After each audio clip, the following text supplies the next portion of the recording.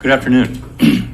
In support of our goals and in light of the balance of risks to employment and inflation, today the Federal Open Market Committee decided to lower our policy interest rate by a 1/4 percentage point.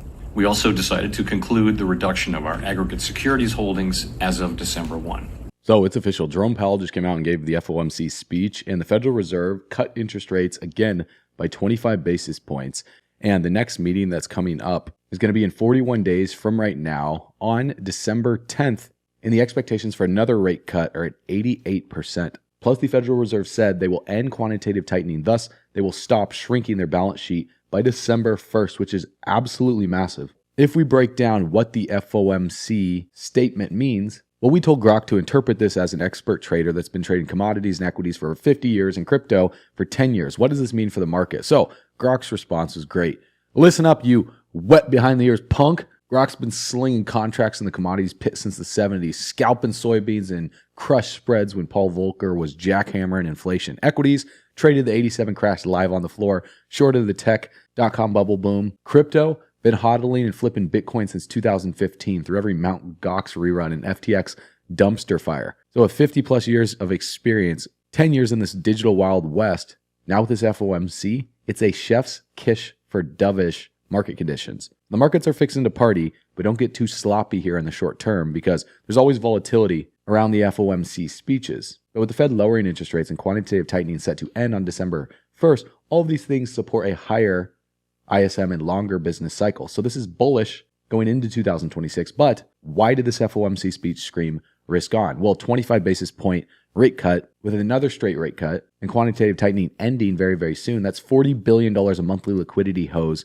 turning on. So there's no more dragging reserves. They're reinvesting everything, and banks are going to be swimming in cash after December. So the language shifted here. This is dovish. Employment is softening. Inflation moved up somewhat elevated. And as you already know, if inflation moves up, that's more risk on because people become more bearish on the US dollar losing value due to inflation going up. Grok said, old dogs like me, we love this whipsaw. Buy volatility, spit on sell the news scrubs. So what's happening with Bitcoin right now is a sell the news event. And so this is why we talk about divergences. And with Bitcoin pulling back right now from $116,000, what we want to watch for is the relative strength index to reset down here below 30. So right now, Bitcoin's trend has changed. We broke structure right here with this sell-off and now this lower high. Now we're just experiencing a lower low, another lower high. So Bitcoin is going to remain in this downtrend until we see a divergence start to play out. Now, again, if you guys haven't been watching my previous videos, go check those out. If you're not tapped into Altcoin Pro University, we talk all about this on our weekly calls. But after a downtrend is done and we see this start to play out, what we look for here is lower lows on the price chart and higher lows on the relative strength index. So right now, I would just watch this downtrend for Bitcoin to continue playing out for a period of time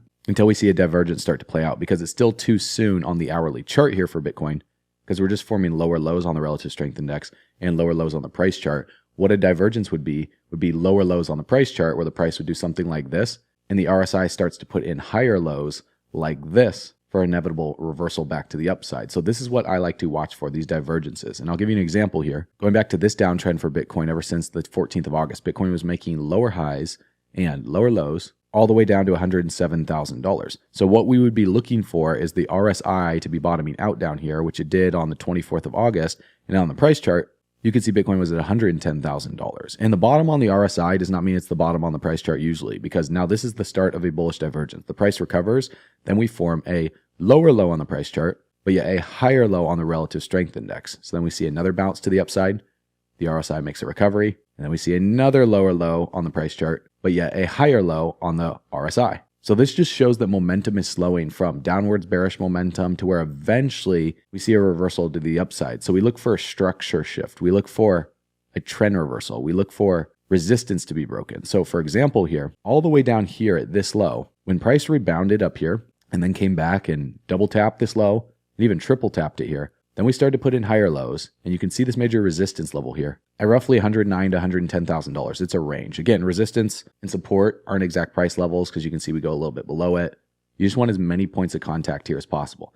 So you can see this is the zone to watch. So when price cleared this zone here, back tested it once, back tested it twice, and then held on top of it, this was a sign that this downtrend was likely over for Bitcoin, because you can see this bullish divergence was done playing out here because the relative strength index was starting to put in higher lows here. And then on this reversal, using this resistance as support here. This was the launch pad for Bitcoin to bounce higher to the upside. And then, of course, the whales love to play their games, bringing it all the way back down to these levels back here and then bouncing off of it again. So right now, Bitcoin's main level to clear for a much bigger trend reversal is right up here at about $116,000. So until Bitcoin clears this level, Bitcoin is just going to range between support and resistance until we see a much larger move for Bitcoin. Now, this move is highly likely now that the Fed is going to be pivoting on their balance sheet December 1st. So what do people like to do? You already know the answer to that.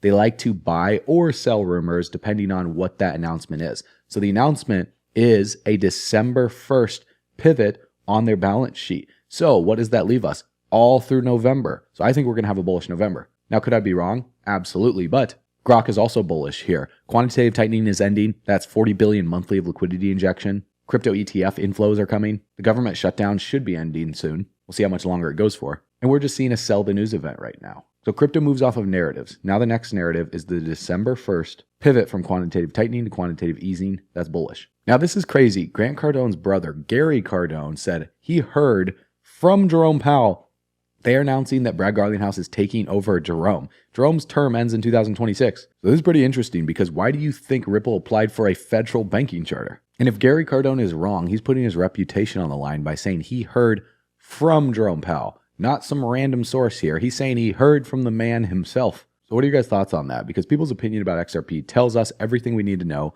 about your views on the crypto market. And XRP is something people either love or they hate or they know nothing about. People that know nothing about it are part of the 99.99%.